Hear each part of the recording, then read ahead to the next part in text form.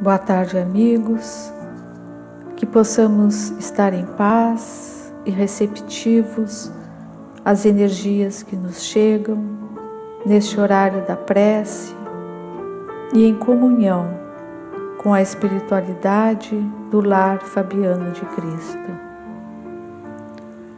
O capítulo que iremos refletir do Evangelho segundo o Espiritismo é o 16, item 7, utilidade providencial da riqueza, provas da riqueza e da miséria, que nos diz: se a riqueza houvesse de constituir obstáculo absoluto à salvação dos que a possuem, conforme se poderia inferir de certas palavras de Jesus, interpretadas segundo a letra e não segundo o Espírito, Deus, que a concede, teria posto nas mãos de alguns um instrumento de perdição, sem apelação nenhuma, ideia que repugna à razão, sem dúvida, pelos arrastamentos a que dá causa,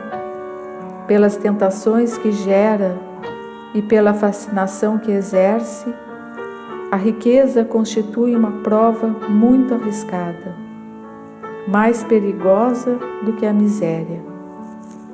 É o supremo excitante do orgulho, do egoísmo e da vida sensual.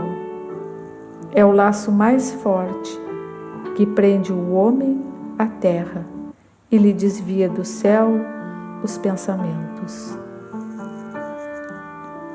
Produz tal vertigem que muitas vezes aquele que passa da miséria à riqueza esquece de pronto a sua primeira condição, os que com ele a partilharam, os que o ajudaram, e faz-se insensível, egoísta e vão. Ao fato, porém, de a riqueza tornar difícil a jornada, não se segue que a torne impossível e não possa vir a ser um meio de salvação para o que dela sabe servir-se, como certos venenos podem restituir a saúde se empregados a propósito e com discernimento. Então, meus irmãos, o dinheiro não é um mal como muitos podem pensar. A ganância, sim, demonstra ser, pois é um desejo que nos faz egoístas. E Jesus foi bem claro quando nos falou algumas vezes, através de parábolas, como a passagem do Evangelho no qual pede a um jovem que se desfaça de todos os seus bens para segui-lo, o que não for atendido, pois o jovem possuía muitos bens. Jesus sempre usou da imagem do dinheiro para dar um ensinamento. Em outra ocasião, ele faz uma metáfora. É mais fácil um camelo passar pelo buraco de uma agulha do que um rico entrar no reino dos céus. Ou seja, em todas as situações, ele quer provar que devemos colocar a vida espiritual acima da vida física. O dinheiro, sendo o resultado do nosso trabalho, sempre existiu nas mais diversas formas, em todas as épocas. É a nossa moeda de troca. É justo trabalharmos e recebermos por isso. Faz parte do nosso projeto de vida e está em equilíbrio com as leis do universo. Sabemos, através da literatura espírita, que nas cidades astrais também recebemos salários de acordo com o nosso trabalho. como uma forma de estímulo e recompensa pelo nosso esforço. E lá o dinheiro recebe a denominação de bônus hora. Possuir dinheiro não é um mal, pois é o resultado de um esforço próprio e justo. No entanto, o uso dele pode significar motivo de elevação ou motivo de queda, principalmente quando ele é obtido de modo ilícito. A riqueza é uma das provas mais difíceis, diante das quais devemos estar atentos.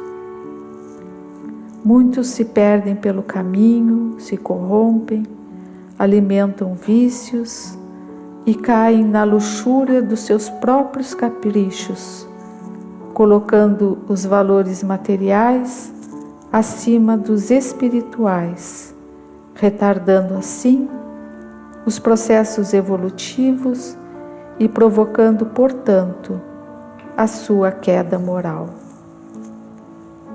Muitos irmãos, quando encarnados, esquecem dos compromissos assumidos na espiritualidade e aqui vieram.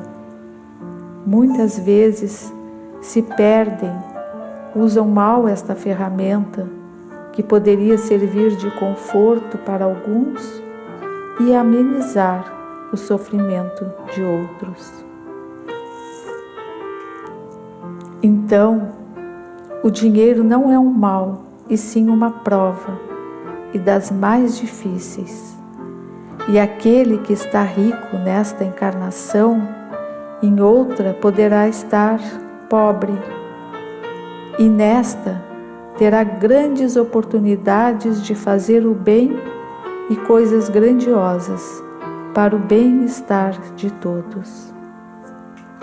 Então, meus irmãos, esta é a mensagem e o ensinamento para aqueles que dispõem da riqueza, que saibam fazer bom uso dela, com sabedoria, com justiça e benevolência.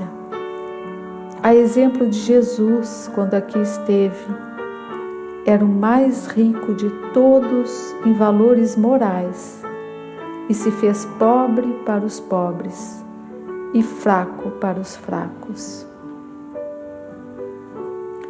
Então, meus amigos, que possamos aproveitar estes minutos de prece e reflexão e estes ensinamentos do Evangelho que nos ensinam a ceder aos nossos irmãos muito mais que o dinheiro possa dispor, compartilhando nosso interesse afetivo, nossa saúde e a nossa alegria àqueles que de nós estão próximos.